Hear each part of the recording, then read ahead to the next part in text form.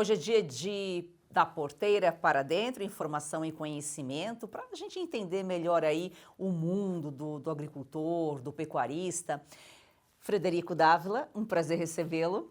Prazer é meu já estar mais uma vez aqui com vocês e com o público da qualificadíssima Oeste. E é produtor rural, falando diretamente com o produtor rural e também com o público urbano. Frederico, falamos na semana passada sobre o Plano Safra, né? Um programa essencial, principalmente para o pequeno e médio produtor, mas você até lançou um desafio.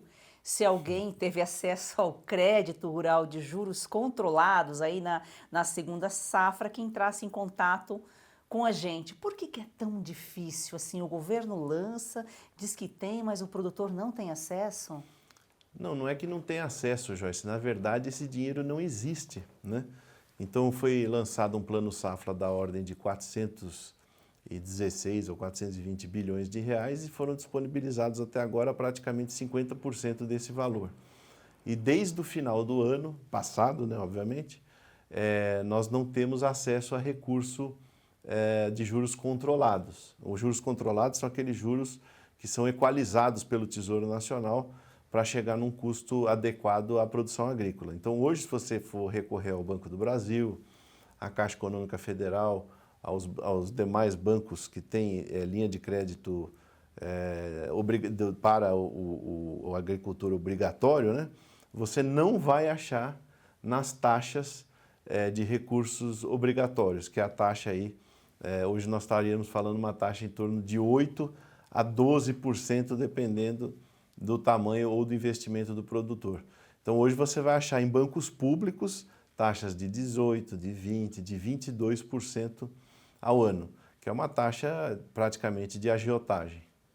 Ou seja, bem a política da esquerda, né? Lançar, anunciar, divulgar e não entrega. Agora, sem o plano safra eficiente, o Paraná e Goiás criaram fundos aí para apoiar o agro. O Ratinho Júnior anunciou o FIDIC Agro Paraná e Ronaldo Caiado implementou o Fundinfra. Iniciativas aí que pode alavancar aí o financiamento do setor, pelo menos nesses dois estados. É interessante essas duas iniciativas, porque essas iniciativas ficam limitadas aos estados. Então, não é um recurso de 2 bilhões, como fez o papelão que o governo federal fez há um mês atrás, mais ou menos, de aportar 2 bilhões no plano safra, que não deu nem para uma semana, acho que deu para 3 ou 4 dias, que na verdade só destravou o que já estava protocolado, mas o que tinha de novo não foi para frente.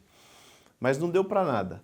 Mas hoje você tem o FIDIC Paraná, FIDIC Agro Paraná, que o governador Ratinho Júnior teve aqui em São Paulo, algumas semanas lançando na B3, que são 2 bilhões de reais que vão ser alocados lá dentro do estado do Paraná, com aporte de 150 milhões por parte do estado e recurso tomado por uma gestora de capitais que vai fazer a distribuição desses recursos, mas vão ser alocados ali dentro do Paraná. E pelo que eu vi no site da OCEPAR, são juros, hoje para o Brasil, juros adequados à atividade agrícola, que é na faixa de 9%. Em Goiás, o governador Caiado, que tem um estado muito pujante na agricultura, mas ainda tem diferenças regionais bastante grandes em termos de infraestrutura, né? O sul do estado e o sudoeste bastante mais desenvolvido do que a região central e o norte, fez esse fundo de infraestrutura que, creio eu, também vai ser muito positivo, porque o dinheiro vai ficar dentro do estado de Goiás e, consequentemente, facilitar e melhorar a vida do produtor daquele estado. Então, você veja que se for depender do governo federal, o que nós vamos ver é patrocínio dos Correios, que não tem dinheiro para pagar a Postales, né, que é o fundo de pensão dos Correios, não tem dinheiro para pagar a Postales, mas promove o show do Gilberto Gil com 4 milhões de reais. Essas são as prioridades do governo do PT. E o produtor é quem coloca comida na nossa mesa. Juros de 9% no FIDIC, plano safra 8%, mas você já colocou aqui que esses 8% praticamente não existem. O plano, existe o plano, mas não tem o dinheiro, então não dá para contar com quem não tem. Ô Joyce, nós temos que pensar o seguinte, semana que vem nós estamos aqui começando a AgriShow aqui em São Paulo, maior feira de tecnologia da América Latina. Começa dia 28 e vai até dia 2. Nós queremos saber, né, no dia, principalmente se for no primeiro ou no segundo dia, se o ministro Fávaro ou o Ministério da Agricultura ou quem lá quer que seja, anuncie quais serão as diretrizes do Plano Safra. O agricultor, aqui não me deixam mentir. O agricultor que plantou segunda safra de milho agora de fevereiro para cá, terminou de janeiro, fevereiro para cá, plantou ou com recursos caríssimos, que nós acabamos de falar aqui, ou ele plantou com recursos próprios, ou ele tomou o crédito lá atrás, no meio do ano passado, e guardou para plantar a safrinha. Porque ele não conseguiu acessar esses recursos no momento da segunda safra.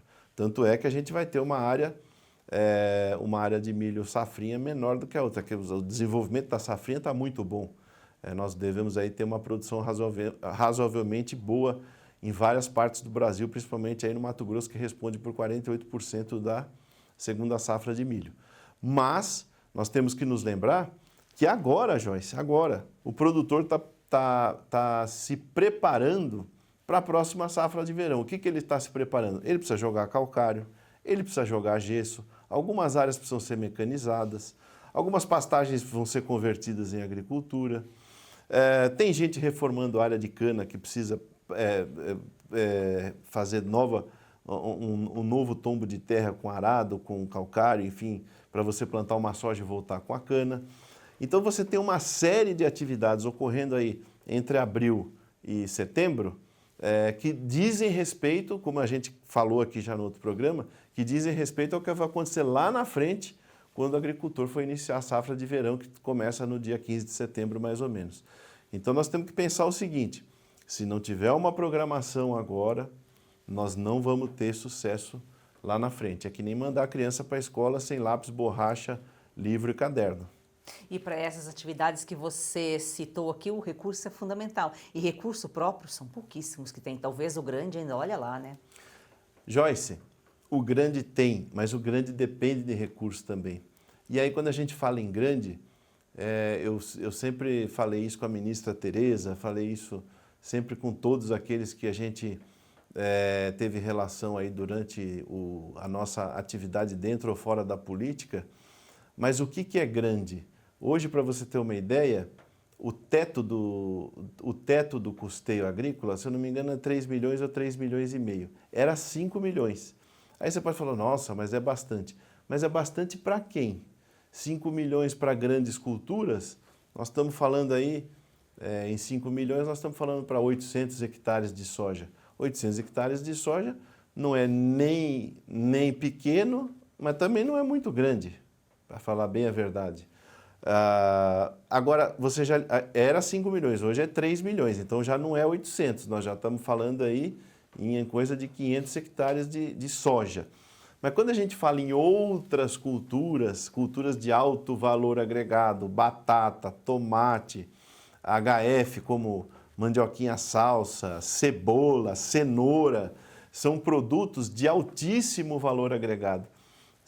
3 ou 5 milhões de reais não é nada, é muito dinheiro, mas não é nada quando a gente fala nestas culturas, que são culturas de altíssimo investimento. Para você ter uma ideia, para só ter uma base de comparação, 1 hectare de soja hoje, entre insumos, mão de obra e custos de mecanização, fica aí na faixa dos R$7.000 por hectare, aproximadamente. Uma média nacional, logicamente que vai variar de acordo com a tecnologia de cada um. Mas 1 hectare de batata, hoje, custa na faixa de R$70.000 por hectare. Então, nós estamos falando que são 10 vezes mais. E as pessoas consomem batata, e cebola vai pelo mesmo caminho, cenoura vai pelo mesmo caminho. Então, quando você fala grande, pequeno e transforma isso em valores, é pequeno para quê? Ou é grande para quê? Está entendendo? Então, esse recurso, ele é bem gerido pelo agricultor, porque a inadimplência do crédito rural é baixíssima, né? Agora, a hora que o recurso não chega, acontece que nós falamos aqui no último programa. O problema se manifesta dali 4, 6, 8 meses, que é onde a gente vai enxergar a ponta da produção.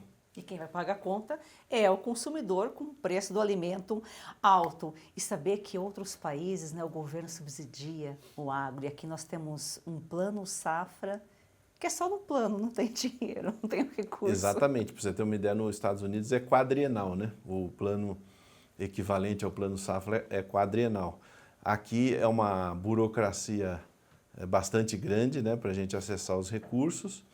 É assinatura de cédula para cá, assinatura de cédula para lá, leva no cartório, reconhece firma, é garantia, etc. É uma loucura. Mas o recurso chegando na hora certa e com custo razoável, adequado à atividade, muito que bem.